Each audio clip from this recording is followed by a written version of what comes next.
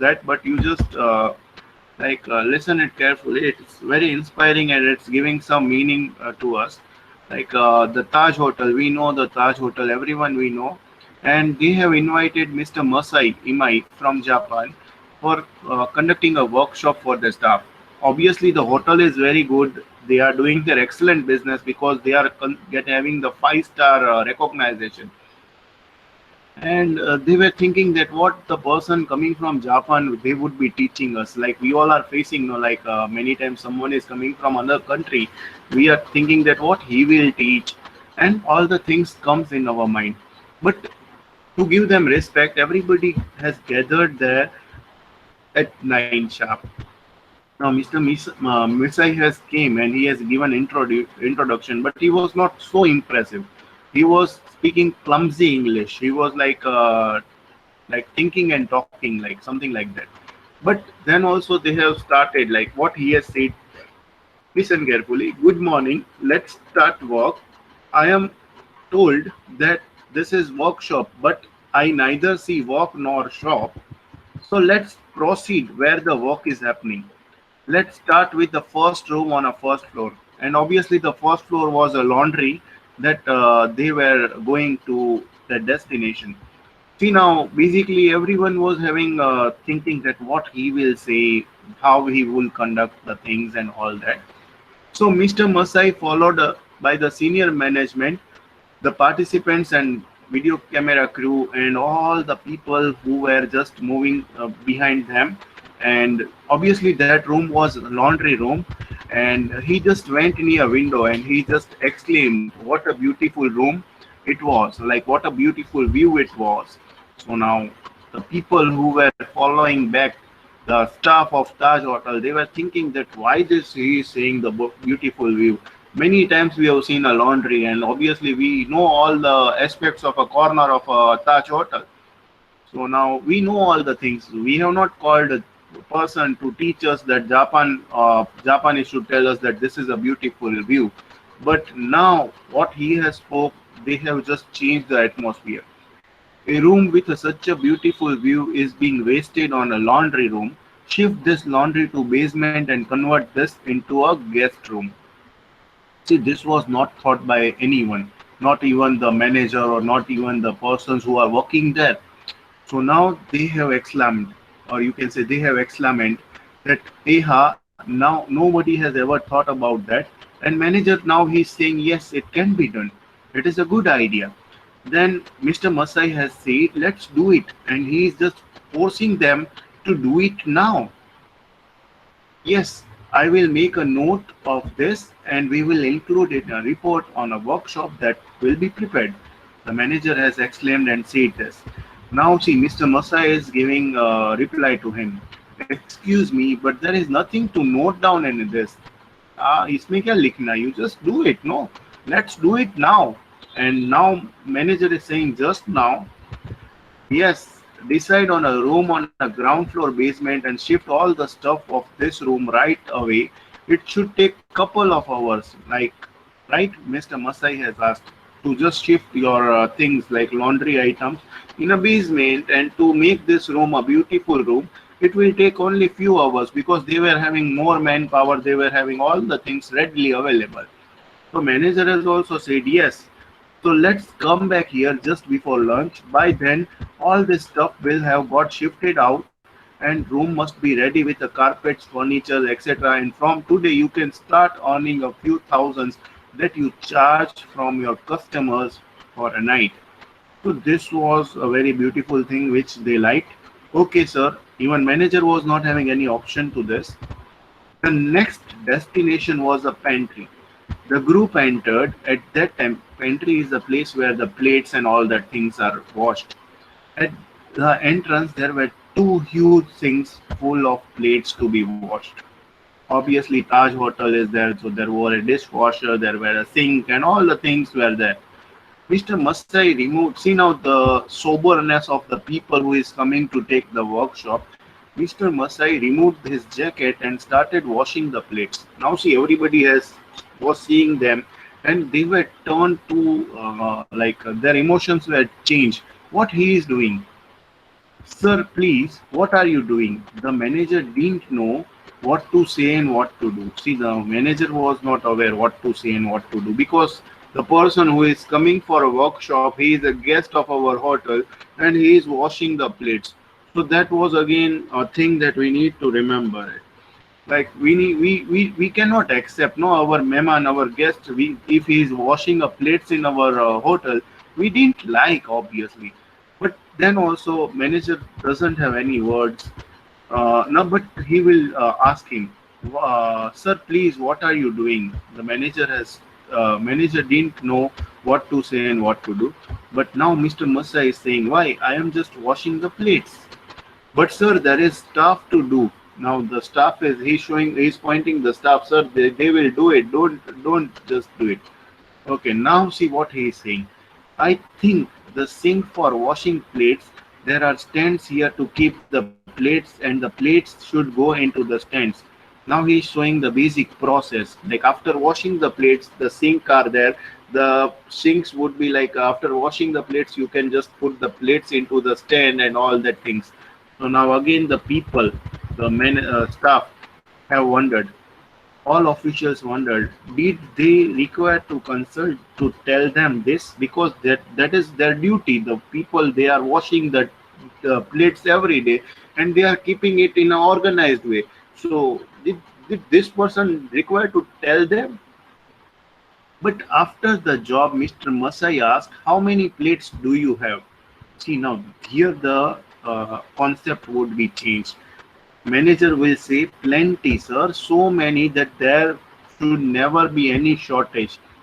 Thousands of guests comes, but then also there would be no shortage. There is a plenty of dishes and all the equipments. He answered the manager. Mr. Masai said, we have one word in a Japanese which is known as a muda. Now highlight that word. What is muda? Muda means delay. Remember this thing. Muda means delay. Whenever we are just delaying our job due to unnecessary things, that is basically muda. Muda means unnecessary spending. Unnecessary spending means in our life also we are doing this kind of spending. Like if we are having one mobile, we are buying two mobile. If we are having one SIM card, then also we are keeping two SIM cards or something like that. Why?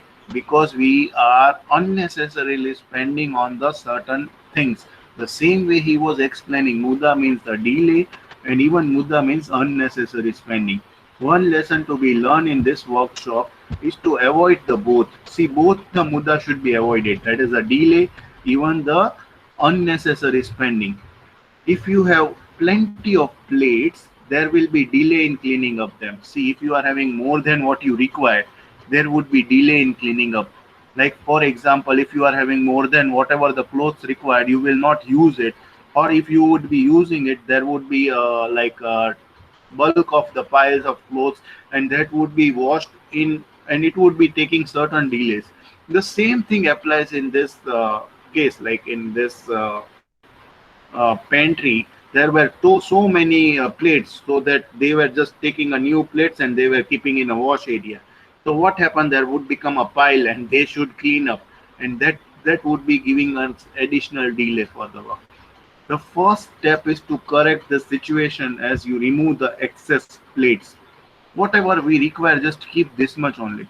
Whatever the excess plates are there, that should be, you can say, that should be given to a next hotel, or you can say their other department or anywhere. Now see, again the manager will say, yes, we will say this in a report. Now manager is saying, no wasting time in our report. Again, it is an instance of muda. Like many times, no, you note something and something and something, but you don't act. That is also considered as a muda. We should do it quickly. The thing is that he is reacting quickly. The same way you also should learn to react quickly.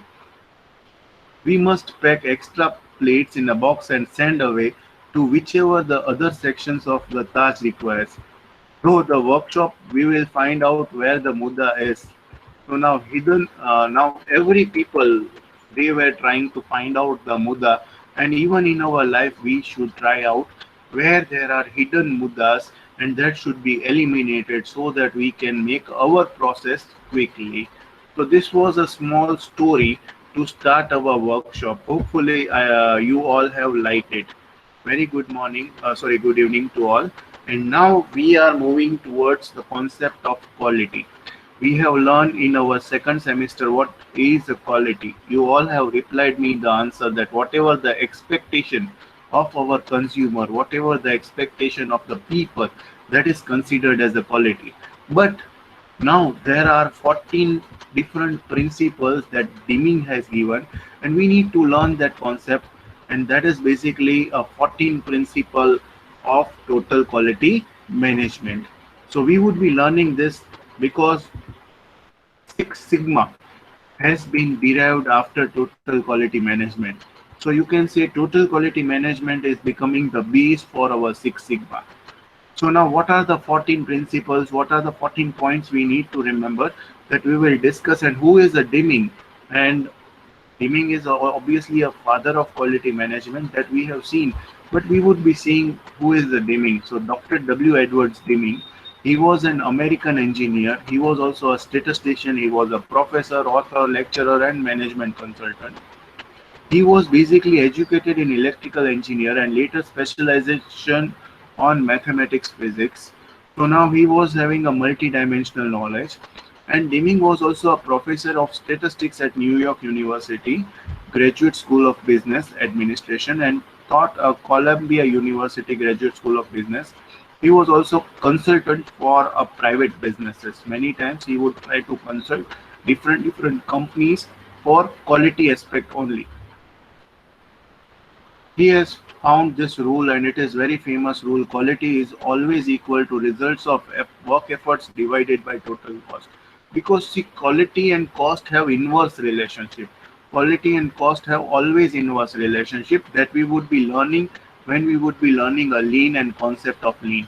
But you should remember the quality is always equal to result of efforts upon total cost. His 14 principles were written in the book, or you can say in his famous book, The Out of the Crisis, and we would be seeing the different 14 rules. So first rule is to create consistency of purpose for improving products and service. See, remember, consistency is most important thing. If we try to improve daily 1%, I am not saying 100%, I am saying 1%, then you can improve yourself 365%. But you should be consistent. You should daily try to improve yourself. The same way, consistency plays a vital role. PDCA cycle and all that shows that same thing, that you should be constantly improve your process, constantly improve your product, and your product will become a best. You can say a day by day it would be overcoming the defects, and it would become a best, or you can say bestest product in a world. So obviously plan for a quality in a long term. See, short term, if you plan for a quality and on the basis of it, you will get a short success. But after that, if you don't maintain that quality, you would get a biggest failure. So that thing should not happen. Next thing is, don't just do the same things better. Find better things to do. Here I would like to add one thing. Everyone has seen the movie Chandni Chowk to China. It's one of the famous movie of Akshay Kumar. Everyone has seen this movie Chandni Chowk to China? Yes, no? Reply in comment box. Yes. In it there was one famous dialogue, if you remember it. मुझे आपके एक मुंह से डर नहीं, मुझे आपके 1000 मुंह से डर नहीं है जो आपने एक बार प्रैक्टिस किया है, बट मुझे वो एक मुंह से डर है जो आपने 1000 बार प्रैक्टिस किया है. Why? Because of this consistency reason.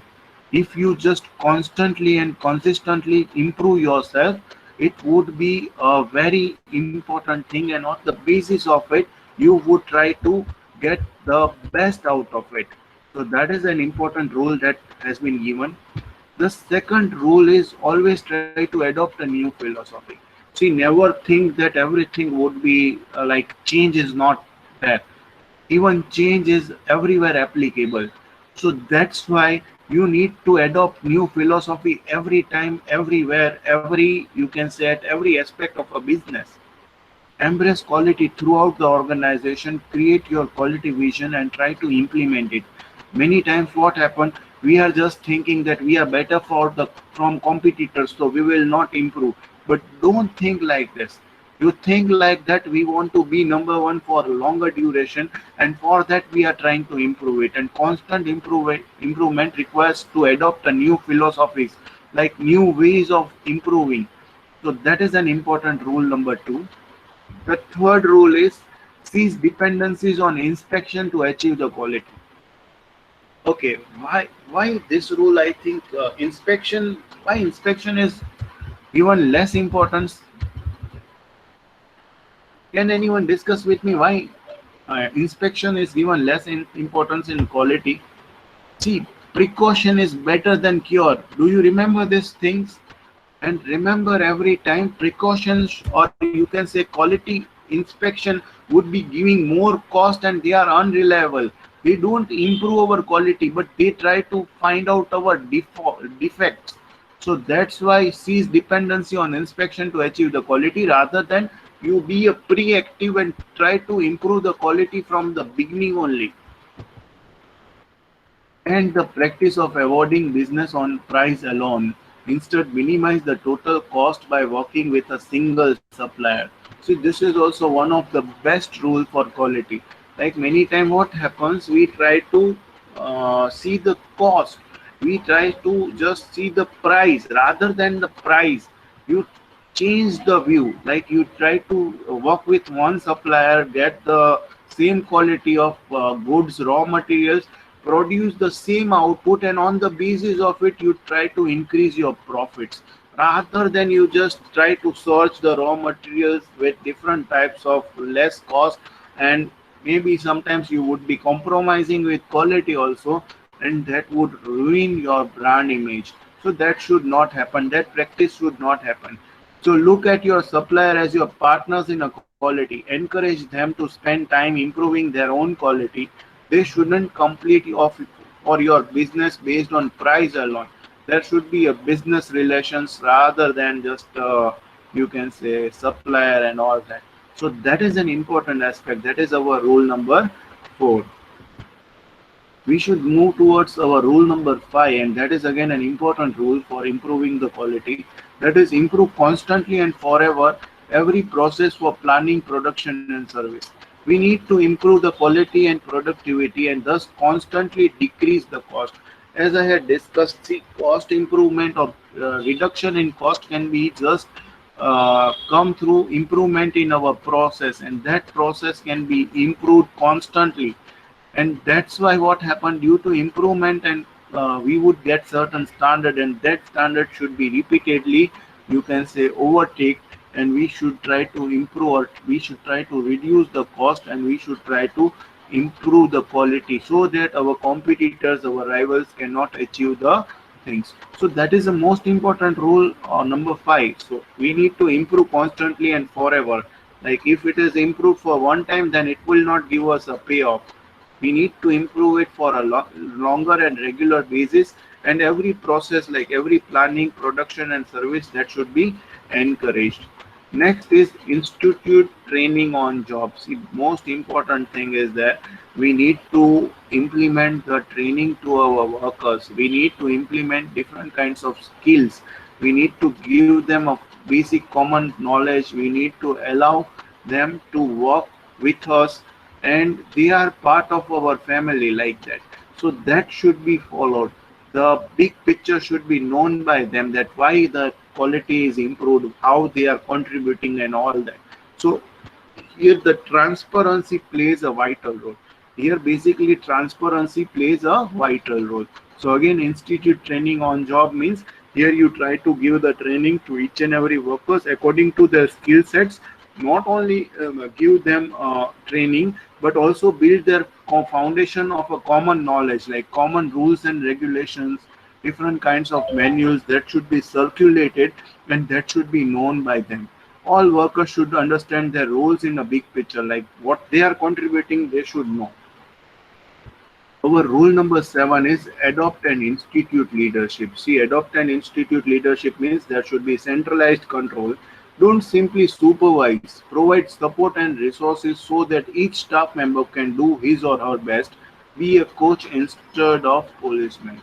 See, this is the most important concept. As I was discussing with my many of the friends, that what is the basic difference between leader and a boss. So obviously, boss will give order. He will tell us that you do this, you do this. Instead of being boss, you just be a leader. Leader would become a coach of them. They would work with them. They would try to, you can say, show, demonstrate the process, and they would encourage them. The same thing applies here. You try to adopt and institute leadership. If in many case, like I had just we are having one case study of Dabawala, Mumbai Dabawala. In that case study, we would be seeing this thing, that the president is himself walking with them, so that plays a vital role. Next is drive out the fear. See, basically, what happens at the end, like many times, no, I had seen this thing at before industrial revolution near America, they were having rule of thumb. Rule of thumb means whenever the owner says this way, they have to leave the job, they have to quit their job. So, rule of thumb should be removed. The people should be a part of your organization. They should be working with you even without a fear. They should not hesitate to come up with a new ideas. They should tell us that what actually is happening and why it is happening. So that plays a vital role. So allow people to perform at their best by ensuring that they are not afraid to express their ideas or concerns. Even you should approach them that what they think about the problem or what they think about the opportunity. Make workers feel valued. You can say the esteemed part should be allocated to them, and encourage them to look for the better ways to do the things. So this was our rule number 8. We are moving towards rule number 9. See, this is also a most important rule. Break down the barriers between staff area. There should not be departmentalized, like this is my finance department, I will work here. This is my HR department, I will work accordingly. This is my production department, I will produce this much only. There should be a collaborated team, there should be a centralized team, and everyone should achieve the same goal as a leader or as a general manager decides. So same thing is there. People in research, design, sales, and production must work as they are team. They to foresee the problem of production and in use that they may be encountered with a product or service. Many times this thing happens, and you can say this is an important aspect of it, and that we should see it. So that is a basic thing we need to learn. There should be no boundaries. Each and every department, each and every should work with, you can say, harmony. They should work with a peace, and they should like be a team, rather than a departments. They work individually and they just perform it, but comparing and competing with each other, and they just ruin the overall production. So this really, it should not happen. It should be a teamwork rather than individual work. Our rule number 10 is eliminate slogans, exhortants, and targets for a workforce.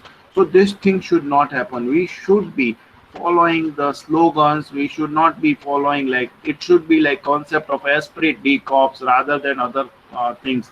There should be no targets given to them. They should know, like every worker should feel that this is my work. I should do it. There should be, you can say, sense of ownership. Sense of ownership comes only when you give them some authority and responsibility.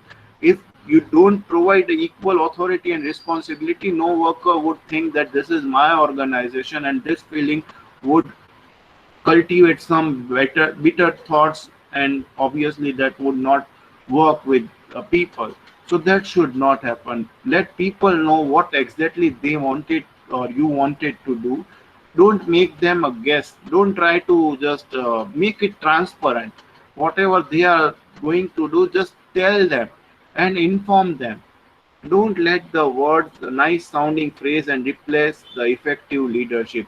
There should be no, you can say, uh, there should be no proper, you can say, the communication should be clear and effective rather than the clumsy communication.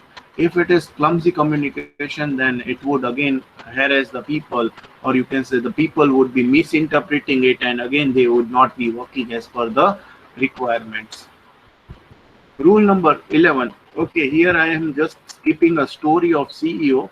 We would be discussing it after completion of the rules, that is 14 principles. I would then discuss with you the story of CEO. Eliminate the numerical quotas for the workforce and numerical goals for the management. See, whenever we just give any targets, no, that targets would definitely be achieved due to fear or something, but it should not be like that. There should be like, if you don't give a target and if they work by themselves, they will produce more. So look at the how process is carried out, not just a numerical targets. You just try to make the process so efficient that your target should be achieved, and after that also you will get a rewards. Measure the process rather than the people behind the process. Always remember, the team effort should be measured rather than the individual efforts. Uh, Rule number 12. Remove barriers that rob people of pride of workmanship and eliminate the annual rating or merit system. Many times you have seen that people or employee of a month or something like that, it should be removed because all the people are equal. This means inter alia abolishment of annual or merit rating and management by objective. You just need to complete. You should work with management by objective. Okay, here I just wanted to discuss one incident of a movie, and everyone has seen the movie, that is Border, Sunny Deol's movie, Border. कुछ Border movie देखी है सबने? Yes, no. At the end, when the Pakistan army was attacking, at that time Sunny Deol was playing a trick. आपने वो देखा होगा, then you should know that Sunny Deol has told that High Command has given order to move back. But after you commit that we would fight, then no one would move back. If I just move back, you kill me, otherwise I will shoot them. So this was a basic concept of you can say management by objective. The same way, your commitment, your objective of a goal, or your objective should be committed by you can say overall management. They all should be readily agreeing to it rather than other, you can say, way you would be working. So management by objective plays a vital role, but you remove the merit system, you remove the that star employee and all that. Competitiveness should be there, but not by showing them. You just try to compete by producing as a team rather than individual competition. Our 13th principle is again very nice principle. Institute a vigorous program of education and self-improvement for everyone. See now, listen, this is most important thing. Every people, whether they are working a steno type of job or any other job, they need to improve themselves. They are having that wish, like they try to improve themselves. So give them an opportunity to educate or try to them improvement, like many companies are giving nowadays, like in lockdown situation only, many companies have given many of online courses like Coursera and all other things. Same way, you should provide an opportunity to upgrade your workers or upgrade your employees to prepare for challenges which would be faced in the future. So that is an important thing that we need to remember. So that is our third principle. That is, we should try to improve the current skills of workers. We should try to encourage them and let them learn a new skills and prepare for the challenges and even changes for the future. And on the basis of it, company would get a benefit. Whatever they are learning, on the basis of it, company or any you can say organization will get a benefit of their skill sets. 14th principle is put everybody in a company to work accomplishing the transformation. Like we have seen the esprit de corps principle, the principle of 14 principle of Henry Fayol. The same way we need to work together, and we should just try to transform the job of each and everyone. So the transformation is everybody's job. We try to adopt the change, improve your overall organization by having each person to take a step towards quality. Like contribution of a small amount would be leading to a big contribution, but there should be a step, you can say one step, that should be forwarded by each and everyone's employees, and that would create a quality product, or you can say quality output. So these are the 14 principles of Phillips Crosby. So we would be Deming's 14 principle. So we would be again repeating very fast what are the different 14 principles or 14 rules of a quality. The first was a consistency. Consistency means if we are trying to get a quality, then on the basis of a quality we should try to get a quality on the basis of a constant way. Like improvement should be there on a constant basis. The second is we should try to adopt a new philosophy, and that is again an important aspect. Third is cease dependency on inspection to achieve quality. Like we should be proactive rather than whatever we are searching. So that is the most important thing. We need to not be a dependency on the basis of finding out the errors after making it. Rather than we should be proactive, and we should try to reduce the error in a pre-stage only. Fourth is and the practice of avoiding the business on price alone. Instead, minimize the total cost by working with a single supplier. So here we are trying to get a relation, or we are trying to build a relationship with our supplier, and not only on the basis of the cost and price, but we are preparing a healthy relation, and on the basis of it we can improve the quality. Next is improve constantly and forever every process for planning, production, and service. So, as I have said, we need to try to improve on the basis of constant planning, production, and different kinds of services. Next was institute training on the job. So, many times what happened in our institute, we should try to provide certain on the job training, so that our employees should be given more importance why what they are contributing, and other factors should be known. Adopt the institute leadership. So this is again an important concept. We should try to be a coach rather than you can say people that should not supervise or whatever the people doing in a management. We should not be like a boss, rather than we should be a team leader, and we should try to coach them. Our rule number 8 is drive out of fear. See, this is most things that we are seeing in a different organization. Due to fear, people are not saying whatever is going wrong, or due to fear, we cannot get what actually is happening. So that should not happen. The people should be fearless. They should share innovative ideas, and on the basis of innovative ideas, we can upgrade ourselves. Next is break down the barriers between staff areas. So as I have discussed, the departmentalization should be there, but as a team it should be one, and there should be no you can say there should be harmony of interest rather than disputes. So that is an important thing. Our 10th principle is again important: eliminate different slogans, exhortants, and targets for the workforce. Rather than they should be knowing what they are doing. Like I had given an example of you can say Reliance Geo.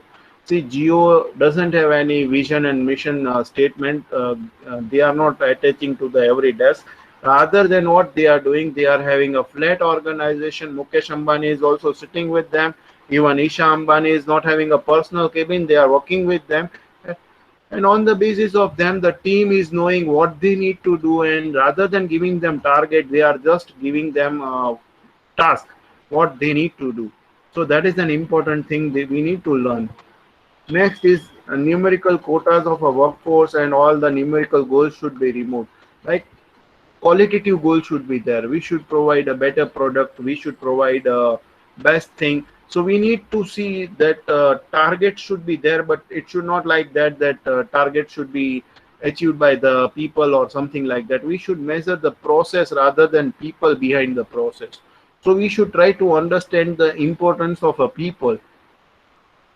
Our 12th is remove the barriers that rob a people of a pride, of a workmanship, and eliminate the annual rating or a merit system. As I have discussed, that different kinds of merit systems should be removed, like employee of the month, employee of the year, and all that. Rather than we should try to focus on a management by objective, like Sunny Deol has done. There were no credits. There were just, he was telling them all are equal. We need to fight with the uh, opponent's army, that was the Pakistan's army, and we all are equal. No one would back out. We all would be like fighting with them. So same thing applies here. There should be flat organization. In simple words, institute a vigorous program to educate and self improvement for everyone.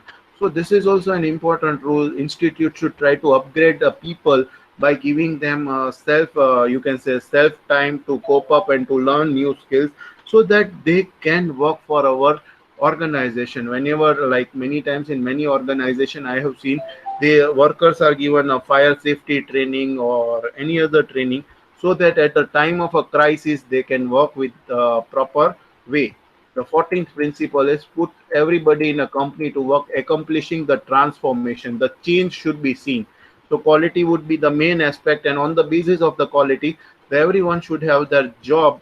Everyone should contribute something, and on the basis of it, they should work together. So till here, any doubt to anyone? These were the basic 40 principles, 14 principles of total quality management that was been given by W. Edward Deming.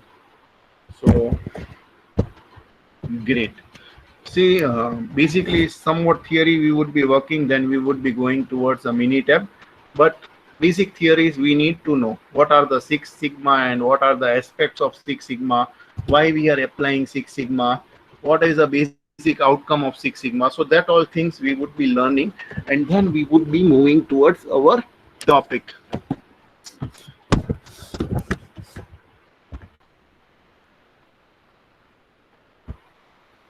So now again I would be giving you a important aspects of Philip Crosby. He has given a four absolutes, that is again considered as a four principles.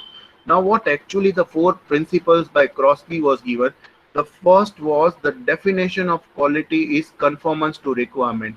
See, remember this thing has been given in many different books, but it says something which has a very deep meaning. Like, what do you mean by quality? So whatever you are writing on a box, whatever you are conforming, that should be given by your product.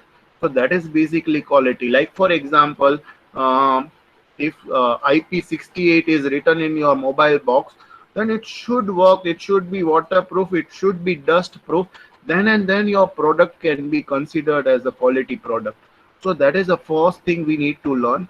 The second is the system of quality is prevention rather than we need to check it. So prevention is most important. Like whenever you are working in an organization that focus on a quality, then prevention should be there. There should be error-free process. There should become a less error due to preventive measures that should be taken in our organization. The third principle is performance standard is zero defect. See, this is much more difficult. Like if you are producing something and there should be a zero defect, like all the product which you manufacture and that should be 100% accurate, that is really very difficult to achieve it. And that is our performance standard, and that is given by a Philip Crosby's absolute. The next is measurement of a quality is the price of non-conformance. See, price of non-conformance means whatever the quality which we are telling them, on the basis of it, there is no price compared to them. The quality product should be quality product rather than whatever the price is required to pay. Like as I had discussed the case of Nokia batteries. Had everyone heard about Nokia BL5C batteries? BL5C batteries के बारे में सुना था आपने सबने? Yes, no? Nokia company BL5C battery. Okay, Honda city car के बारे में सुना है? Honda city 10th anniversary car. Listen. BL5C Nokia BL5C battery, Honda City 10th anniversary car, even your Samsung S7. This all three were a quality product, but due to non-conformance of that quality, they have given the replacement. Nokia company ने जितनी भी BL5C batteries थी, it has been replaced by the different you can say Nokia Cares or whatever we say. The Honda City cars, which was sold the 10th anniversary car, and this is a real example. Due to the power window problem, there was a voice coming in a power window problem. 10th anniversary, I think near about in India, 700 cars were sold, and they have been called back to the workshop, and they have changed that frame, the frame of a door where the power window is working. So that was the quality that they provide to their customer. Even a Samsung, the mobile S7 was blasting. We have heard about these things, but the Samsung, which has the mobile has been blast, they have given a replacement. They have even given a payback. You can say whatever, if it has damage to the people, they have given a price of a damage also. So these are the basic price of a non-conformance. So always remember, the measure of a quality is the price of non-conformance, which we as a company has to pay. So always give our customer a quality product, not only on the basis of a quality, but also you need to give them what actually they require. Like whatever, as I have discussed, if you are confirming that that mobile is IP67, then dust and water should not damage your mobile phone. So that is a basic thing. Otherwise, your brand image can be, you can say, spoiled. Now here I am just starting a Six Sigma concept. Basically, Six Sigma was started by a Bill Smith. He was considered as a father of a Six Sigma. He was a person, you can say, he was a CEO of a Motorola. There was a small story in 1986 I would like to discuss with you. In 1986 or 1987, basically, he has purchased, like Motorola was a company which was dealing in telephone only. They were not preparing a television set, but Bill Smith was a dynamic, you can say, CEO or a managing director. He tried to adopt a new philosophy. They wanted to expand their business, and they just integrated in a business of television. So they have purchased you can say, loss-making television unit, and I didn't remember the name, but it was a very famous television company which was in a loss. And at that time, the televisions were prepared in by vacuum tubes. वो जो television थी shutter वाली TVs बन रही थी. And at that time, when Bill Smith was walking in that television factory, he was seeing the manufacturing process, and he just asked the manager that on how many TV which we prepare, there is a defective TV that is coming out. So the manager has responded properly that, sir, on 20 TV which we manufacture, there is a one defective TV, but we try to repair it, and again we try to improve on, and that is our quality. So like remember, on 20 TV there is a one defective TV, so at 100 there were 5 defective TV. So now this was the very huge number of defective items, and at that time, our CEO Bill Smith has said our quality stinks. Our quality really stinks. उसकी जो quality है उसमें से बदबू आ रही है, and that's why they tried to implement to reduce the defects. They tries to work on a process rather than the manufacturing setup, raw material and other things. They try to see the process and they try to improve the process, and they get a success in 1992. After that, Mike Harry with Richard Schonder founded the Six Sigma Academy in 1994, and it was considered as the main architect of Six Sigma movement. And then many companies like General Electronics and many others have adopted the Six Sigma, and they have tried to adopt the Six Sigma concept. So this was a basic introduction of total quality management. Now I would be defining what actually is Six Sigma, how we are just focusing on a process, how what are the standards that are adopted as a Six Sigma. So hopefully till here, any doubt to anyone, students?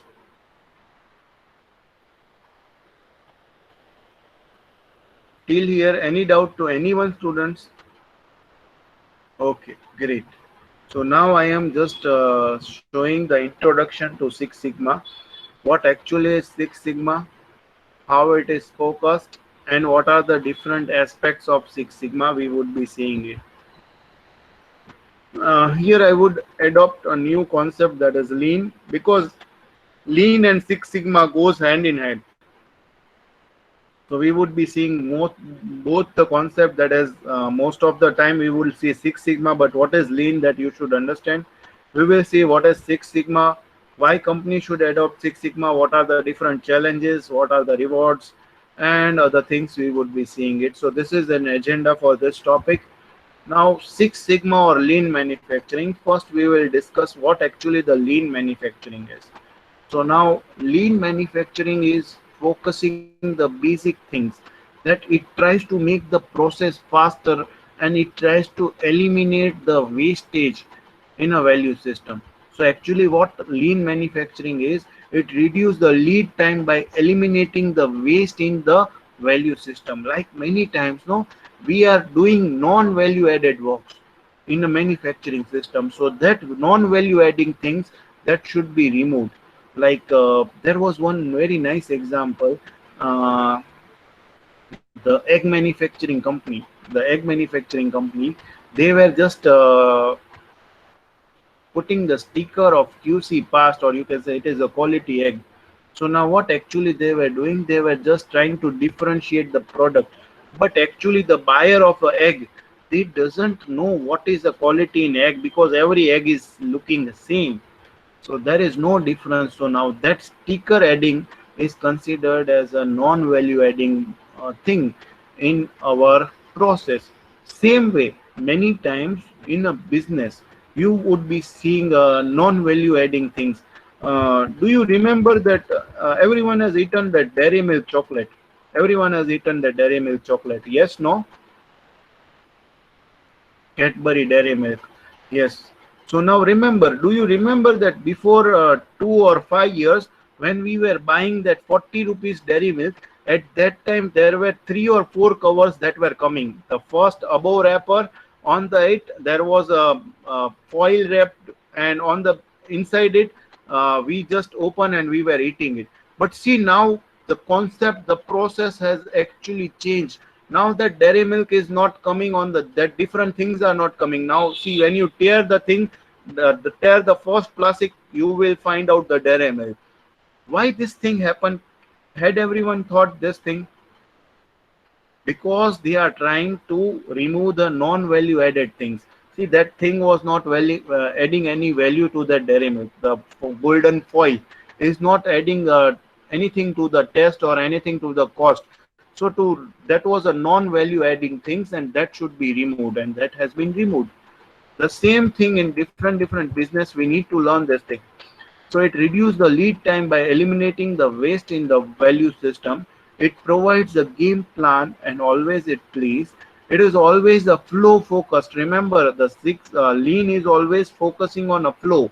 It tries to make our process very speedily. Like you imagine, you are the manager of a dairy milk, to pack that foil, and if you don't pack that foil, you just try to cover it with that plastic foil. It has removed one process, and due to it your dairy milks would be manufactured fast, and it would be packed very fast, and it should be sold very fast.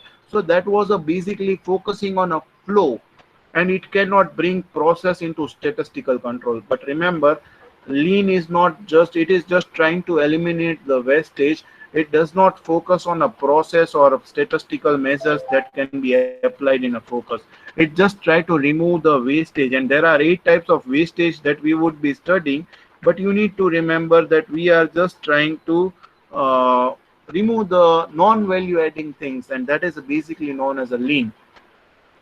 So now I think lean concept, everyone has got the idea what actually the lean concept is.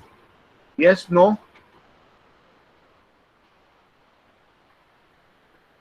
Whatever the activities that are not adding value to your core product, that are basically considered as a lean. You just have to remove that. Okay. So now we are moving towards our Six Sigma. See, Six Sigma is basically focusing on a product process. So now if your machine or if your things that are not working as per the standard, then there is error in process. so that process variation is reduced. It always applies a statistical concept. So it provides the play and play analysis and instant replay.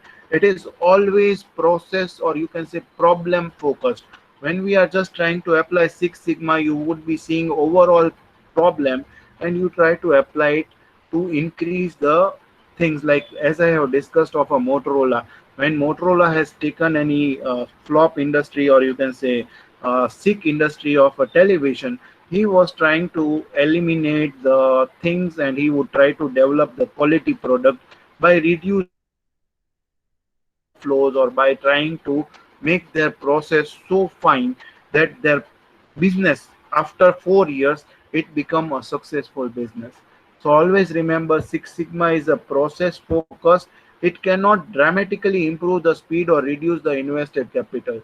So Six Sigma is giving a return on the basis of a long run rather than a small run. Now, leans, eight type of waste. See, this is most important thing.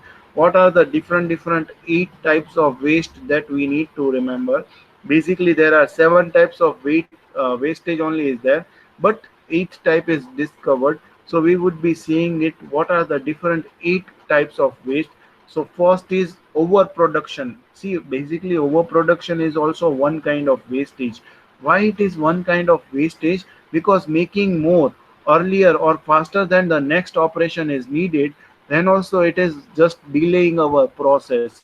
Sometimes we need to keep it in a warehouse, it has not been sold out, or sometimes it would be, you can say, by keeping in a warehouse it would be destroyed due to certain elements, or you can say it would be damaged due to its expiry or any other factors that can be affected. So overproduction is also considered as one kind of waste that can slow down our process. The second is waiting. Waiting is again a wastage, like many times waiting for next process, worker or material or information or equipment, that is also considered as a wastage, because we should be so lean, or we should be so adopted with our equipments that there should be no weightage, and there should be quick reaction, quick response, like in Japanese story. There should be quick things should be applied, and on the basis of it we can get our work done within a friction of a second. The next is transportation. See, transportation is also an important thing. In many factories you would be seeing big conveyor belts, they are taking different products, or any other things like Coca-Cola factory and all that, you are seeing it.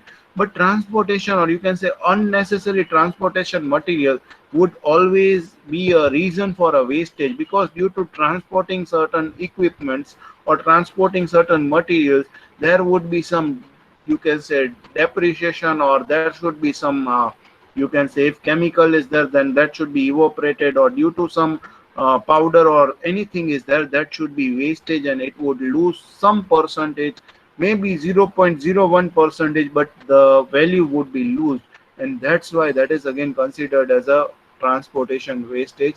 I had given one example, if you remember, in our production and operation at that time, that fuel, when it is transported from in a container from one area to another area, it would be like evaporated to 2 to 5%.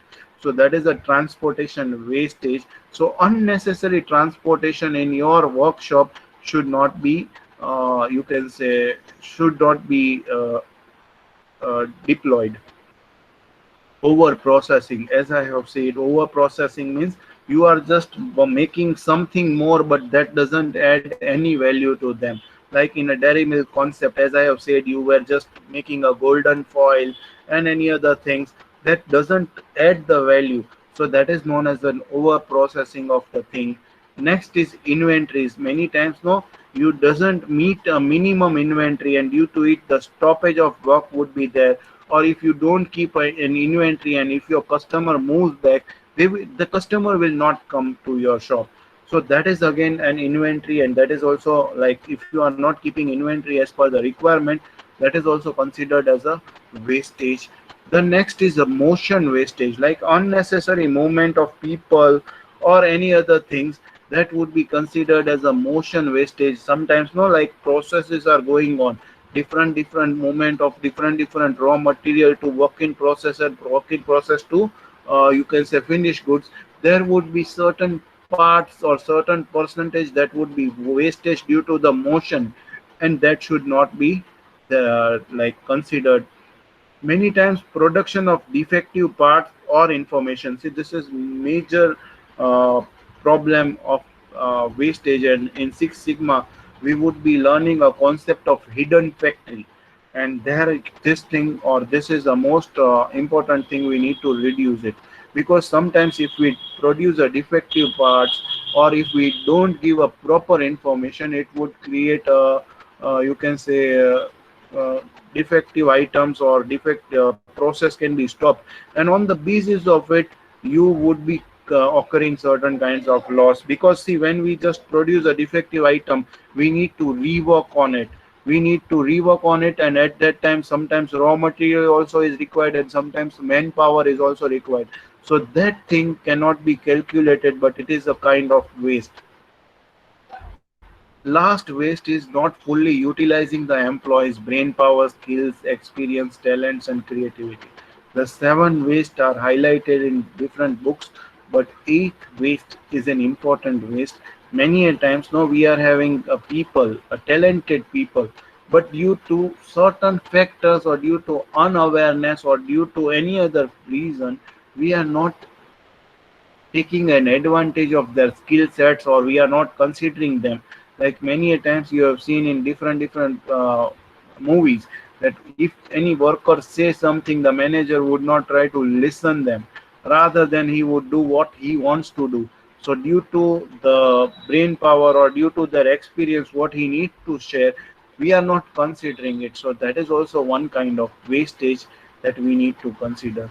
So these are the eight types of waste. Again, I am repeating. First waste was overproduction waste. Overproduction waste means whatever if we are just producing and it is more produced than a requirement, we need to keep it in our inventory, or we need to just like due to it the process becomes slower. So that is basically known as the overproduction waste. The second waste is the waiting waste. So obviously if you are having many machineries, or you can say all the things, you are having unorganized machineries.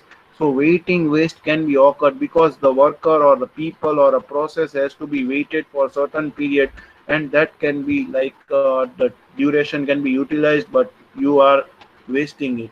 The third is transportation waste, unnecessary wastage of transportation of different materials from one department to another department. That would be just wasting the duration or a time of a worker, or sometimes due to transportation the material can be wastage. So that is again another kind of waste.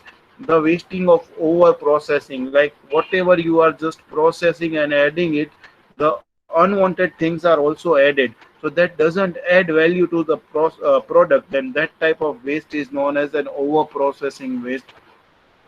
Next is inventories. Many times no different inventories we are seeing. So if you are having less inventory, then also it is creating waste. If you are having more inventories, then also it is creating waste. See how if less inventory is there, and if a customer asks and if you don't have that thing, then your customer will not wait, they will move to another shop. Same way, if you are having more goods and that time you need to pay for that warehouse, so that is again an inventory waste. Sometimes motion waste, like any times unnecessary movements, or many times if we are not having a proper warehousing thing, then there would be unnecessary movement of people or unnecessary movement of goods, and due to it there would be wastage. Papa बंद करना workshop का यहाँ तो. हाँ. And next is not fully like production of defective parts. So again it is just production of defective parts or information is again considered waste, because sometimes the defective part cannot be used or cannot be remanufactured, so that can be thrown in a scrap. If it is repaired, then also it is a waste. It comes under hidden factory that I will explain you in a later stage of a workshop. Next is not fully utilizing of employees' brain skills or any expertise due to like clashes of managers with the employees, or you can say lower level employees. The innovative ideas are not considered, and that is also a part of a waste that should be avoided. So these are the different 8 types of waste. Any doubt till now to anyone? Any doubt till now? Any student? Yes, no? Okay, motion waste एक बार repeat करो. I am doing it. See, motion waste is nothing. Many times what happen, unnecessary motion is taking or unnecessary movements are taking, and due to it there is a wastage of many times. It has been highlighted for a people, but many times no motion waste means if there is a certain like here a brass part industries at Jamnagar, there are certain things which are prepared like brass is metal. If it is direct coming with oxygen or something, no, it would change the color to from golden to somewhat black or something like that. So now the motion waste should be avoided. The unnecessary movement or unnecessary touching that thing and keeping to somewhere else, or there would be unnecessary waiting of that thing if you just keep it. If finished product is kept like that, when if you just try to unnecessarily move that material, it would create a motion waste, and on the basis of that motion waste you will get that golden items, the handles or whatever they are preparing, that would be having a black marks, and that cannot be sold in a market. So that things happen. So that is a basic motion waste. Many times no, whenever you are unnecessarily uh, transferring material from one test tube to another test tube, like for example this coronavirus has been outbreak from certain Wuhan lab. So why it has happened? Because of this motion waste. Why?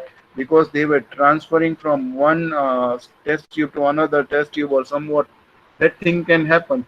So that type of wastage is known as a motion waste. So now is it clear?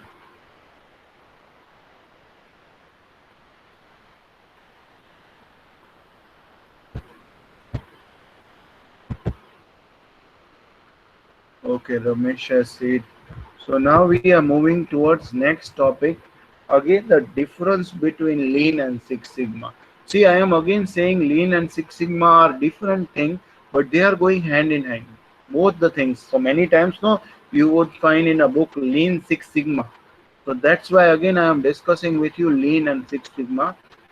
So always remember, Lean was pioneered by Toyota, focuses on efficient operation of entire value chain. Most of the time, Lean was discovered by Toyota. They tried just in time, and other concepts are again part of Lean. They try to just focus on the value chain, how they are just creating the value, how they are just satisfying the people on the basis of a usage of a different product. Like most of the time they try to improve the product by reducing the unnecessary things that doesn't add the value. So that is a basic concept of a lean. 8 types of waste, as I have explained all the 8 types.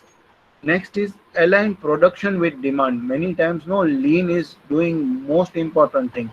They try to focus on demand and product. They try to produce like just in time and other concepts we would be studying it, but they try to just balance the demand and supply. They try to ignore the other factors. Next is improve the process safety and efficiency. They try to improve the process safety. They try to focus on the efficiency of the process. They try to remove non-value added steps that I had explained.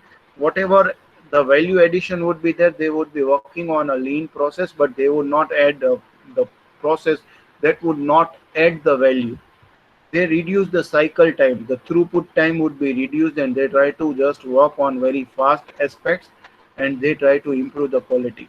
But whereas on other hand, the Six Sigma is just trying to like it was developed by Motorola, it was famous by adoption done by General Electronics, and obviously it is just trying to focus on this different things. The first thing is it measures the process capabilities.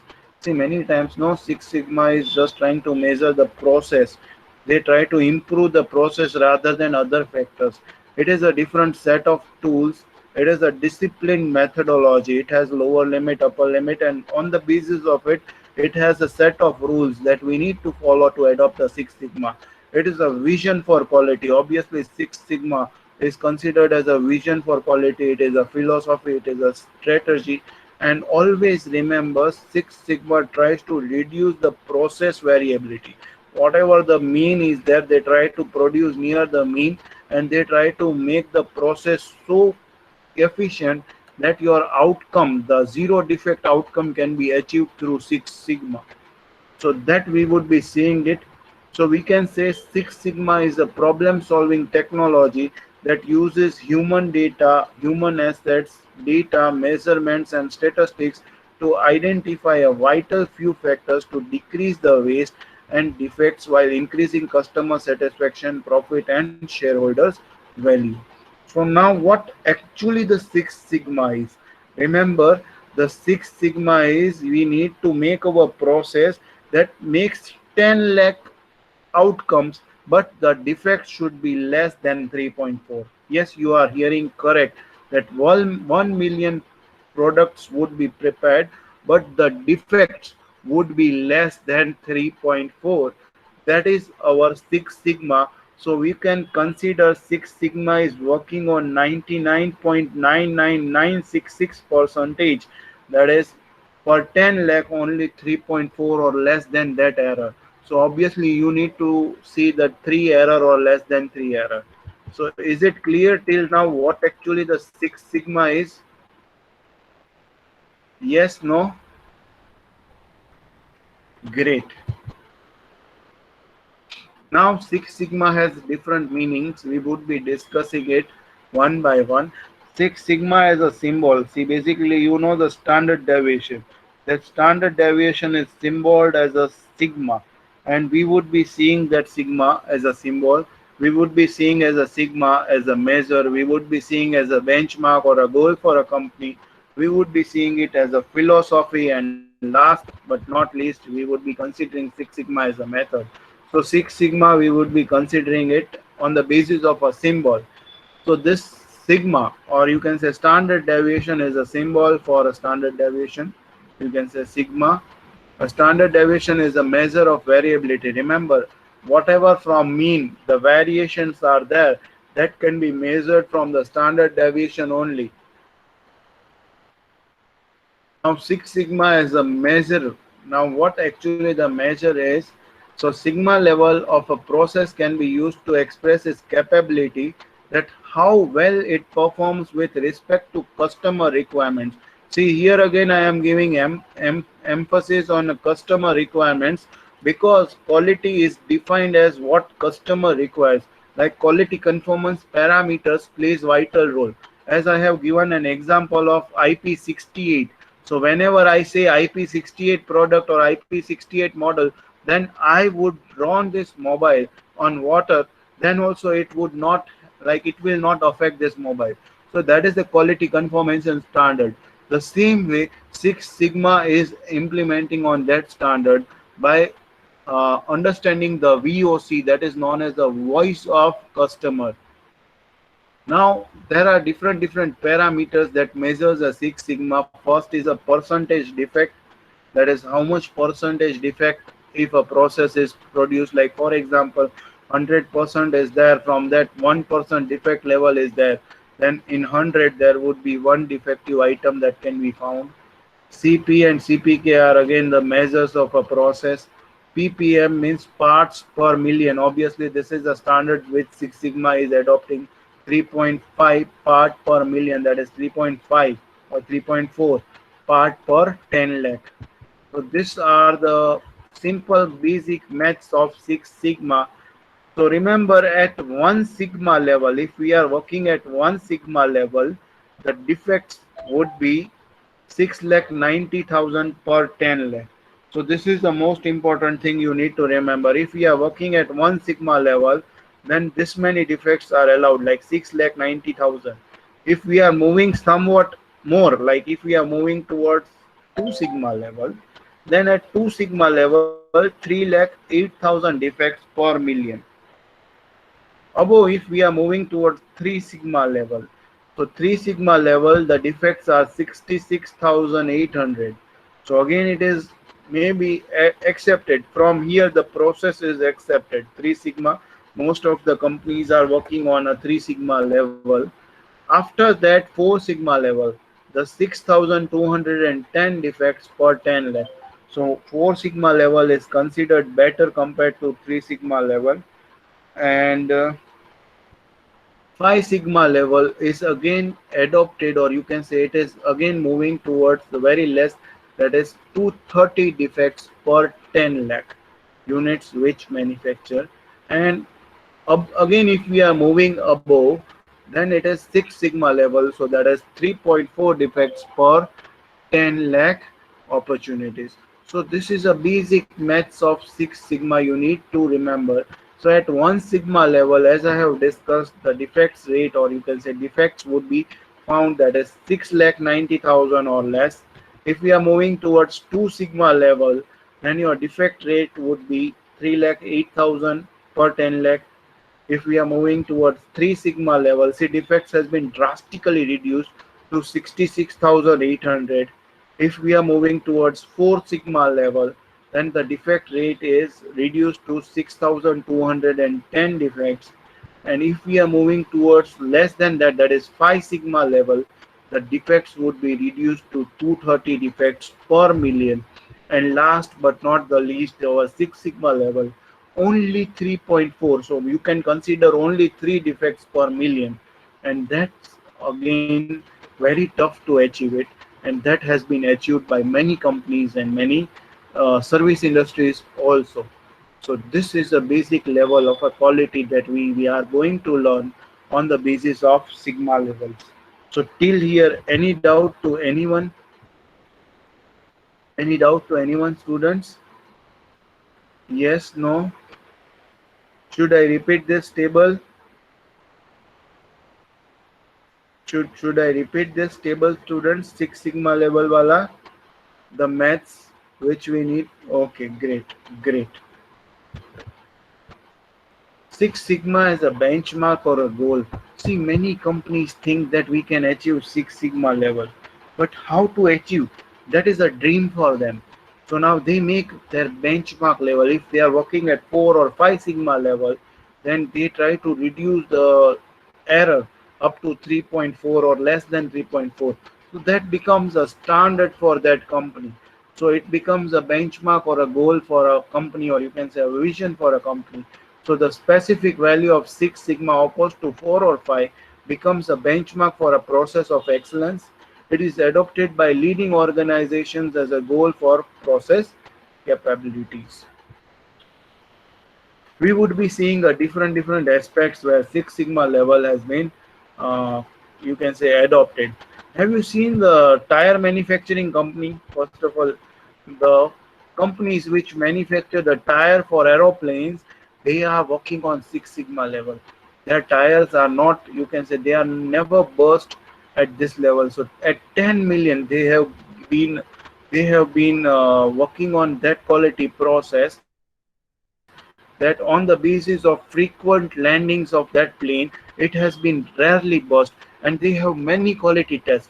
They are passing that tire by inflating many times, and even they are heating it, even they are melding the different test. And on the basis of that test, you would be seeing that their tires are never in you can say burst while they are landing the plane. So that is basically a quality of 6 sigma level. But then also, again, as I am discussing the domestic airline flight fatality rate, many times you would be hearing that the flights which are taking off and landing, they are never crashed. So the rate would be less than, you can say, 3.4 per million. So that is the best in class, that can be considered as a 6 sigma level. Somewhat moving towards 5 sigma level. So there is not identified any other industry, but there are many industries that working at a 5 sigma level. But moving to 4 sigma level, many people, or you can say many other things, are working at a 4 sigma level. That is many restaurant bills, doctor prescriptions. See, doctors also making a error. Many times, no, doctors would prescribe something, you can say, by mistake to any other people, because human error, you can consider it. So they are working at a 4 sigma level. Many times payroll processing, the salary of the people, they are processing it. Many times order write up, many time journal vouchers or and other things. They are working at a Four Sigma level, and above it also there are different things they are working on it. Our Indian Railway is working on Three Sigma. Many times you can find out the trains that would be late, and obviously they are working on a Three Sigma level. So till here, any doubt to anyone, students? Yes, no? Great. So now Six Sigma is the philosophy. So many times, no, many companies have their vision of making their process to the better and best process. They try to deliver the near defect, or you can say defective products and service. They try to focus on a variation reduction. They try to focus on their process. Even they have make their principles as a guiding principle or a guiding management principle. So that plays a vital role in Six Sigma level. Many company has their philosophy. Like as I have discussed with you, uh, companies like Motorola, even after that General Electronics, nowadays different companies like you can consider it, they are following Six Sigma philosophy. Um, Lloyd and many other companies, they are focusing on Six Sigma philosophy.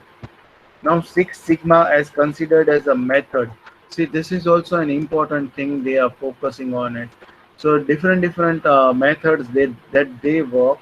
So, first thing is they just try to a well-defined process and a toolkit used for product design or a service design, and which is also known as DFS, Design for Six Sigma. Nowadays, many product comes with defect-free product. So even Audi and other luxurious products work for it. They try to design the quality product. Even Volkswagen Group, each and every cars of Volkswagen Group is moving towards DFSS. They are trying to design for Six Sigma. They are trying to design the engine or design the car as per the standard and as per the requirement of a customer. And there is a defect-free product they are finding out. So product or service design plays a vital role. Even quality control is our second objective, or you can say method that would be coming under a toolkit. Third is quality improvement. See, this Six Sigma cannot be achieved in a one time or a one day. It is a long process we need to follow. We should follow continuous improvement, and on the basis of it, our standards would be improved, and we just try to get our Six Sigma level. Also, a strategic planning and all the things plays a vital role in our Six Sigma method. So till here, any doubt to anyone, because this was a basic definition of Six Sigma. Again, I would be repeating it all the six things like what is a Six Sigma as a standard, as a symbol, and all that. Just I am repeating it for you all. Just first, Sigma is the standard deviation. So remember, standard deviation means whatever we are saying, the process should be, you can say, near to the mean. There should be no variation in a process. So that is a symbol which is used. The second is our measure. So sigma level we are using to measure the process capability, maybe on the basis of a percentage defects or maybe on the basis of parts per million or process capability. We had seen a basic maths that we are doing on a Six Sigma. So you just need to remember Six Sigma, your defects would be reduced to less than 3.4 per 10 million, or you can say per 10 lakh. Next is a benchmark or a goal. You need to remember that our goal, if your company is achieving 4 or 5 sigma, then 6 sigma would become your goal to achieve that level. Next is we have seen the example. Six Sigma is a philosophy we have discussed that many company has a vision to make a error-free product and deliver that error-free product and service. Like for example, Quazil is also working on this type of thing. They try to make a defect-free lens and they try to deliver at your doorstep. So that is all they are focusing on a variation reduction, and they work on a data, even they work on a process and try to provide a error-free product. Six Sigma is a method. So many times I had discussed Six Sigma is a method. It becomes a product or a service design that is known as DFSS, that is also known as the product which is designed for Six Sigma only. Many times we need to see the quality control. Many times we try to improve our quality, like as I have given an example, the Motorola company has undertaken the company or television company which was having more defects, but reducing the defects, that has been taken into consideration. The third was a quality improvement. As I have discussed, many times the quality of different products should be improved to specific level, to Six Sigma level, so that it becomes a process, or you can say it becomes a toolkit for us. And last was for strategic planning, like from different competitors, how we make a strategy to be ahead from them. So many companies are making a strategic planning on a quality emphasis by giving a Six Sigma more importance. These are the more important themes, or you can say six essential themes that focus on Six Sigma. So first thing is, we should, like, if we want to implement Six Sigma, we should focus on customer, because voice of customer derives the quality, like what actually the customer requires. So genuine focus on customer. Many times now Samsung is doing this thing only, like for example, Samsung is conducting a survey or research, and they try to give a mobile phone to different people and do a pilot study that what features they require, and on the basis of it they design a product. So that they are just giving a genuine focus to the customer. In Six Sigma also, voice of customer plays a vital role, what customer requires, and that becomes your quality parameter or a quality standard in Six Sigma. The second important thing which we need to learn is the data and fact driven management.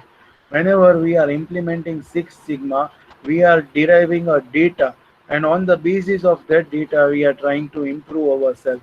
So it is always a data and fact driven management. If you, like, if transparency is not there, then Six Sigma cannot be applied.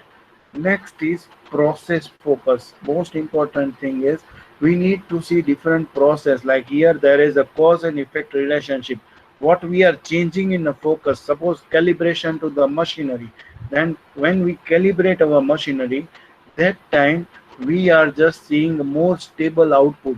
So now there is a regression which is run, or you can say there is a correlation or cause effect relation runs between calibration and machinery. Everyone knows the meaning of calibration. What do you mean by calibration? It is an engineering term, but it is mostly used when you are just doing a service, or yes, adjust. Very good. Ramesh has given very nice word, adjust. But still more appropriate word is there.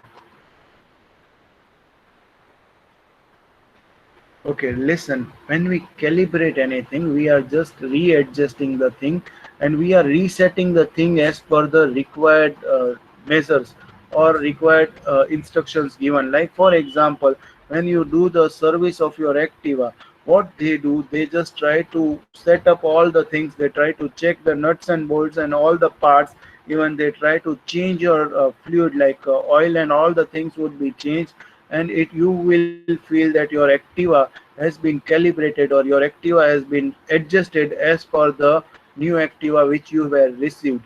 So that is basically known as a calibration. So many times the process or machineries are calibrated according to it, like many times by doing a service, or many times by adopting certain techniques, you try to upgrade your things. So that is basically known as the adjustment or calibration of the things. So process focus, as I have discussed. Now, most important thing the Six Sigma requires, that is proactive management. What do you mean by proactive management? Like, management should concern about quality, and they should also derive efforts. Like, whether they should not directly involve in a Six Sigma process, because Six Sigma can be handled by a champion and black belt and a team, but they should give free hand to them. Then and then we can adopt the Six Sigma process. Next is boundaryless collaboration. See, boundaryless collaboration means many times we need to collaborate with our suppliers, we need to collaborate with our partners, we need to also collaborate with our different vendors, and that should be collaborated accurately so that our process, the system, should be working as per the requirement. So that's why CPOC, I will just explain CPOC afterwards, but CPOC should be continuously flowing. So that is an important thing. There should be collaboration with our customers, there should be collaboration with our suppliers, so that we get our raw material, our customers will provide a feedback, and different supply chain partners would be doing their duty, and on the basis of it we would be doing continuous, uh, you can say, improvement. Next thing is most important, a drive for perfection with a tolerance for failure. That is, like many times when we apply Six Sigma, we will not get a quick result. There may be chances for failure, but the, as I have discussed, the management should allow the free hand to make the risk, or you can say to take the risk and learn from the mistakes and try to derive new approaches so that we achieve that failure environment. So that is again a most important aspect of Six Sigma element. So these are the basic things that Jack Wag, and that is who was CEO of General Electronics, has given. So again, I am repeating what are the six essential themes that should be focused. So the first thing is we should focus on our customer. Why we should focus on our customer? Because we receive feedback from them. So that should be helpful for us. So first thing is a genuine focus on customer, what our customer wants. So that becomes our quality standard. Next is the data and fact driven management. Whatever that, there should be a transparency in an organization, and we should focus on a data. Whatever data says, that should be the actual outcome. Next would be a process focus. So remember, what do you mean by process focus? There should be cause and effect relationship. So that's why I had written y is equal to f of x. So this equation shows that there is a cause and effect relationship between different variables. So that should be known to us. Next is proactive management. As I have discussed, proactive management means the top level should be ready to adopt the change, not only adopt the change, but give the free hand to the Six Sigma implementation team so that they can do certain experiments and improve their process. Next is boundaryless collaboration. Boundaryless collaboration means many times they need to do boundaryless collaboration. Why? Because from a CPO process, I would be explaining what is a CPO process, but from suppliers to our customers, we need to give them a best as per the requirement of a customer. So there we need to make a boundaryless collaboration. And last is drive for perfection with zero tolerance, or you can say zero failure. So we try to learn from our mistake and we try to adopt new approach. So these are the six essential themes of Six Sigma. So till here, any doubt to anyone, students? Any doubt to anyone? Great. So this is a basic theory of Six Sigma.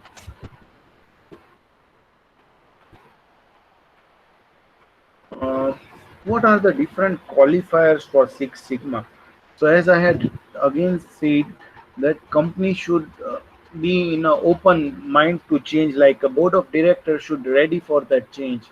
Next was PDCA. See, PDCA is also important thing, that is plan, do, check and act. The continuous improvement cycle that should be deployed, and even it should achieve Six Sigma objectives, but we need to analyze the process, but not offer the any improvement. Like PDCA cycle is improving it, but it does not offer some, you can say, uh, some process. So here we need to implement DMAC process. So DMAC is just a define, measure, analyze and control. We would be seeing improve and control. We would be seeing it in our next stage only.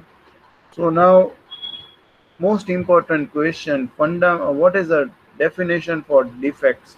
So can anyone say what do you mean by defect? What do you mean by defect?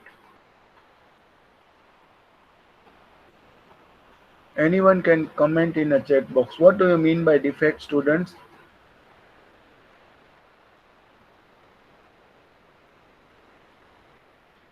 Error in production. Very good, Ramesh. Anything else? Like for example, suppose I am selling a mobile. What do you consider defect in it?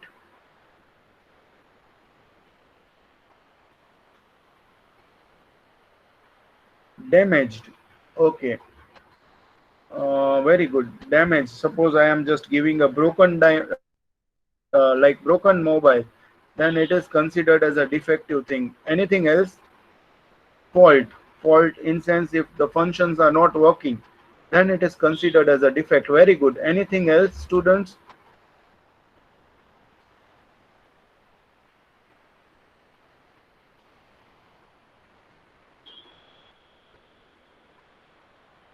You all are at the right direction only. Low quality. Low quality को defect कैसे कहोगे रमेश भाई? How?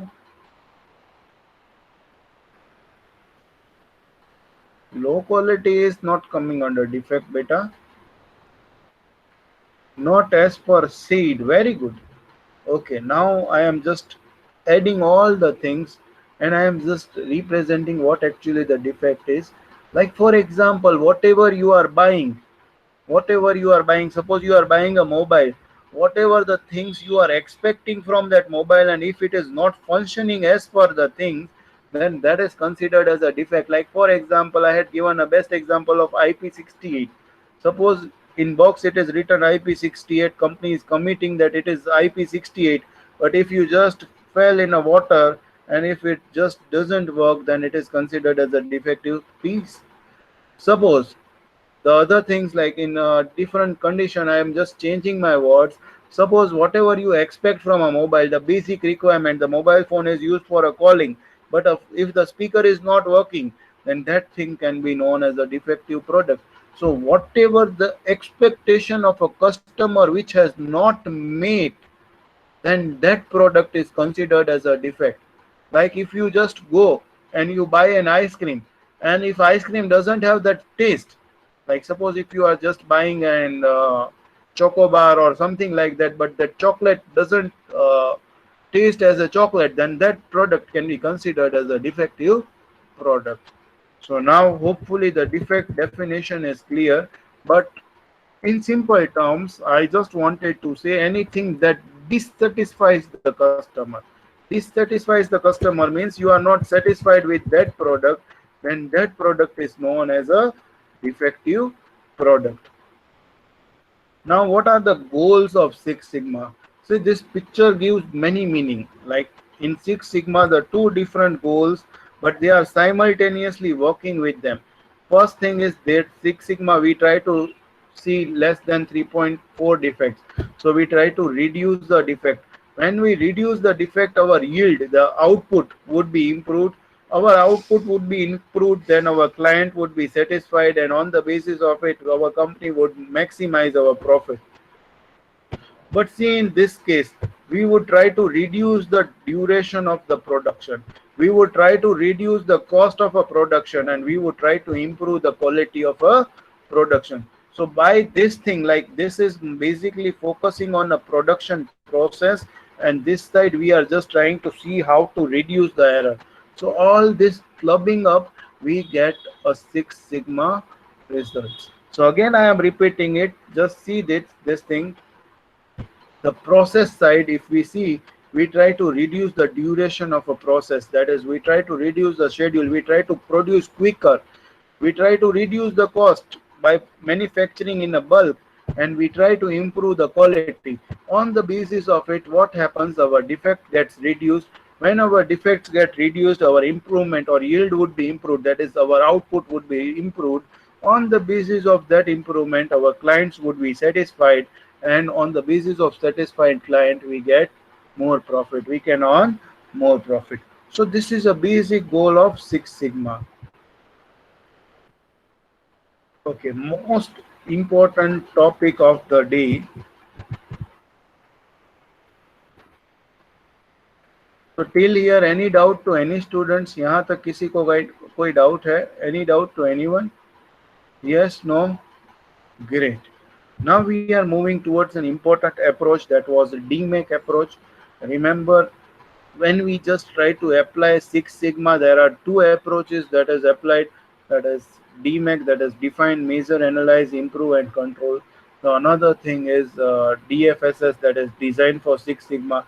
If our process is established, like for our products are there in a market, and we try to improve that product, then DMAC approach is applied. If our products are not in a market, and if we just try to like create a product and that should be in a Six Sigma form, then DFSS, that is designed for Six Sigma, is applied. But that would be, I think I will teach in a later part of study. Here I would just implement a DMAC approach in our ongoing process. Ongoing process means like our manufacturing process is going on, and we are trying to produce the things, and we are trying to reduce our errors, reduce our variation. So this is a basic example of DMAC. See, whenever we are just trying to see chronic waste, see this is our chronic waste, we want to reduce to certain error. So many times we need to first define our standard. What would be the defined standard? So our chronic waste would be 20, so we need to reduce to certain extent. So our standard is set. On the basis of our standard, we try to analyze our process. So on the basis of analysis part, we try to see what are the different causes, what are the different effects. We try to measure the outcome, and on the basis of it, we also measure the analysis part, and on the basis of it, we get some findings, and on the basis of findings, we try to improve our process. And when we improve our phase, here we get some reduction in the chronic waste, or you can say reduction in different kinds of wastage. And on the basis of wastage, like reduction of a wastage, like this was not a common variation, we just try to find out a common variation and try to control it. So special cause has been reduced to certain extent in improve phase, and then just we need to control our process. So remember, the wastage of the process, there was 20%, but it has reduced to less than 5%. So this is the process of Six Sigma that we need to learn. Like many times, no, process plays a vital role, and on the basis of a process, we need to improve it, and we need to improve, we need to make our standards such that we can reduce the variation of a production, and we can achieve the Six Sigma level. So is it clear to all? Yes, no, we would be seeing how that we would be seeing in the next slide. But this was a basic chart that represents how the DMAC measure or DMAC is applied, and on the basis of a DMAC, how we reduce the error. So till here, any doubt to any students? Yes, no? I think I had read the comment. There is no doubt. Priyanka, any doubt? Great, great. Okay, Priyanka has no doubt. Great. Everyone is having no doubt. We are moving towards an important concept of Six Sigma. If anyone wants to take a snapshot, you can take a snapshot, because this is like it is given in one book. I will show you, and I will also provide that book, Six Sigma Green Belt book. All these things are given in a detail. Now, we know what are the different stages of Six Sigma or DMAC process. The first stage is defining. So here, when you are at a defining stage, you are defining a problem, you are defining an event which we need to improve it. So like in previous case, there was a chronic case that was defined, but here the defined stage would be defining what actually the project scope would be, what actually the project charter would represent. After that, what would impact in a business, like if we implement Six Sigma, what it would implement, how much the change would be there. Here you would be defining the voice of customer. See, voice of customer plays a vital role. Why voice of customer plays a vital or important role, do you know? Because customer's voice is basically showing the quality product. So what quality we need to focus, that would be described by a customer. Like for example, as I am telling many times, what customer wants. So in McDonald's, the best example is that McDonald's would just manufacture the toys, and they just ask the staff childs that what kind of toy they require, and then they prepare a toy, and then they provide in a Happy Meal. So that is the basic voice of customer. Directly or indirectly, you will get a voice of customer in form of feedbacks, in form of different forms, in form of complaints. So that should be taken care by you. Next is different kinds of diagrams. So affinity diagram, Kano model, security diagram, we will see at a later part of study. So this is a diagram that we need to see it. So define measure, I think, is it clear? Here we are defining a problem, defining a standard for a Six Sigma. Is it clear? Yes, no?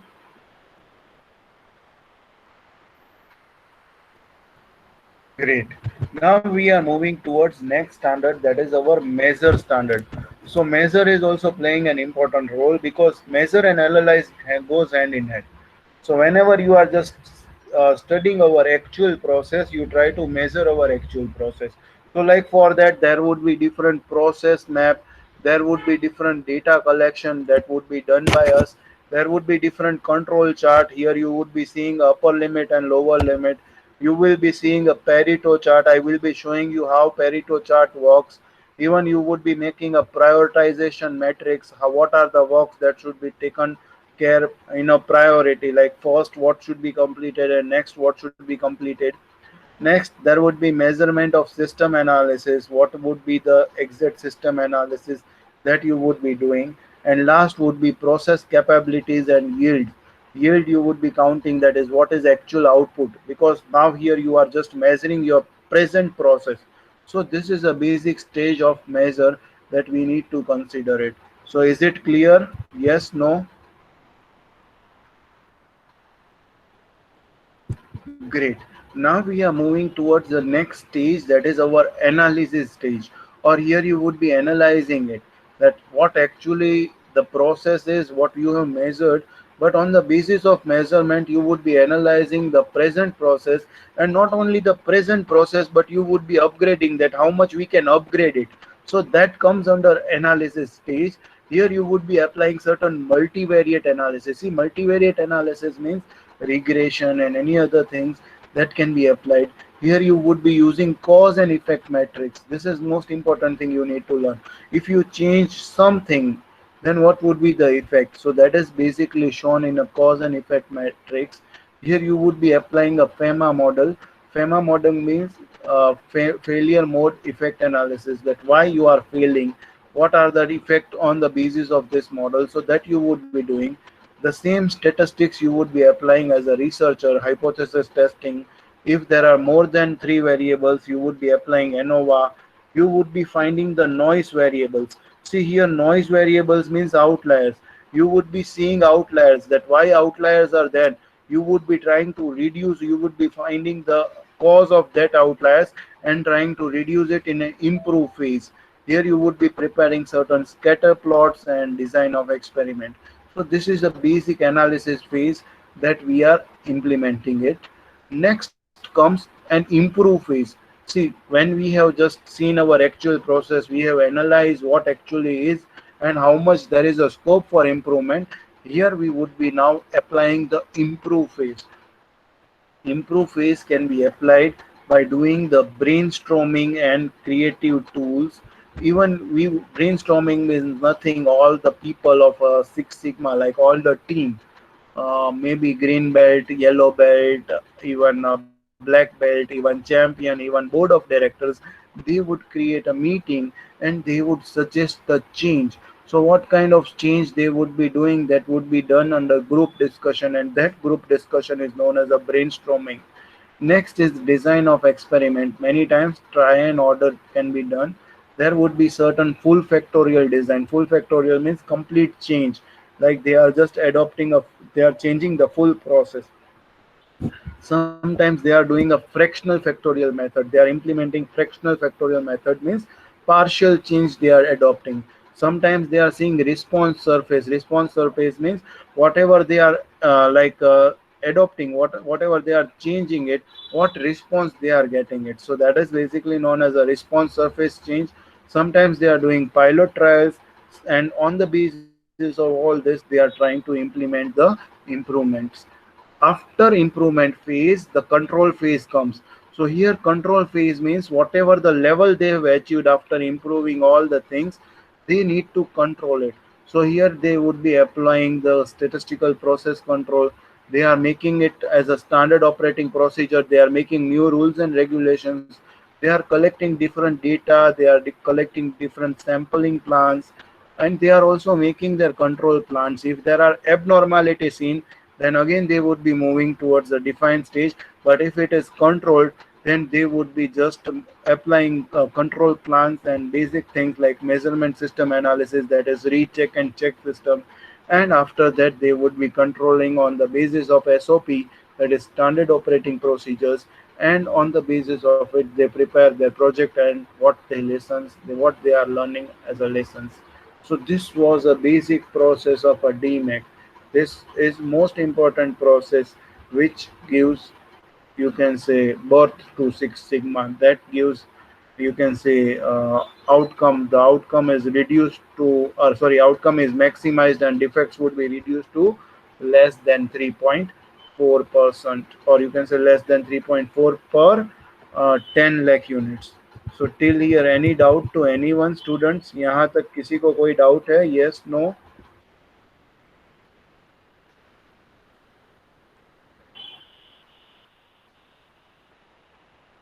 Any doubts to anyone, students? Yes, no? Okay, एक छोटी सी story ले लूं, small story, before winding up my session today. Small story. Okay, great. Divyesh is saying no. Small story, interesting story. Okay, so we would be moving towards our word file.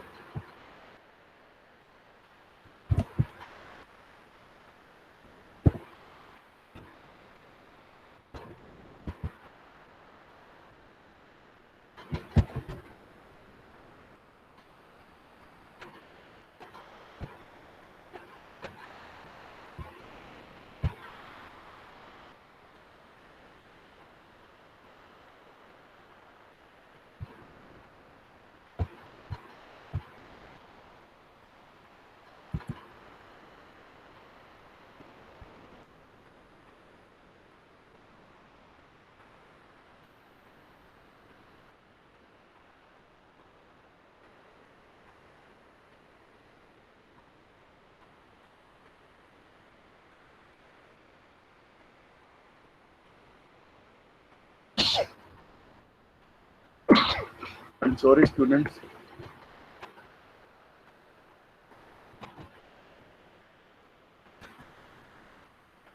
Okay, one of my favorite story it is.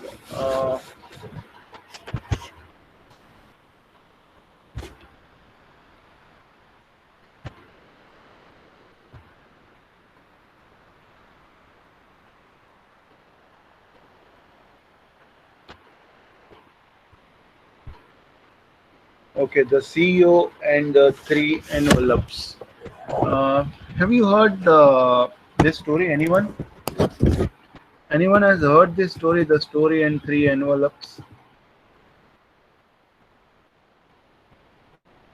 Okay, great. So this is a very nice story. Once the company was making loss, and old CEO was fired, and new CEO was hired to just handle the struggling company. And CEO was the who was stepping down. See, now the situation is very nice. The old CEO was leaving his position. The new CEO was coming and taking the charge, and they both meet privately. And the old CEO has given three letters, the three envelopes, and he has told them that open this envelope when you are in a trouble. So this thing was taught to him, like you can say the Guru Vachan or Brahm Vachan was given by old CEO to new CEO. Well, the 3 months later, the sales and profits were still way down, and new CEO was catching a lot of it because 3 months is a period of a quarter, and many times no companies have to show the quarter profit and all that. Sales was down, even profit was not there. So now he was facing a heat from a public stakeholders. So he began to panic, but then he remembered the envelopes. He went to drawer and took out the first envelope. The message was, or the written thing was, blame your predecessor. So Obviously, what he has done, he has just blamed his predecessor that all the mess was conducted by old CEO, and I am just trying to come taking all the things out, and I am making all the things proper. So the new CEO called the press conference and explained that the previous CEO had left with real mess, and it was taking bit longer to clean up than expected, but everything was right on track, and comments were satisfied, and all the things were responding them as a positive note. But after that, like after another quarter came, the another quarter went by and company is again on a same position. It was struggling it, and having learned from a previous experience, CEO just tried to open a second envelope, and he said that reorganize all the things.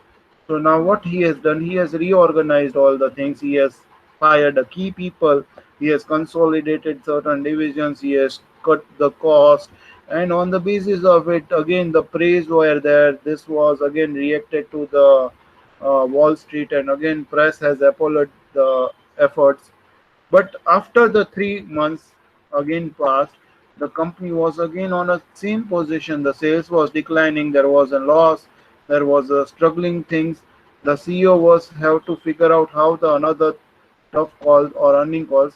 The CEO went to the office, closed the door, and opened the third envelope. But now this time he find a message that prepare a three envelope. So, like by doing nothing, you will get an additional time. By blaming someone, you will get an additional time. But if you just really work on it, then nothing can stop you. But this condition was there. And I remember this condition is presently there in a Yes Bank. You see the same thing happen. Like Rana Kapoor has left. After Rana Kapoor's, like many of them, has Ranveer Gill has taken a charge. He has blamed the Rana Kapoor that this mess was done and all the things we are changing. He has reorganized everything, but at the end, he has left the job, and obviously SBIS took the charge. So this message says something that uh, you need to reorganize yourself rather than blaming the others. So this was a end note from my side. Thank you, students, and have a nice day.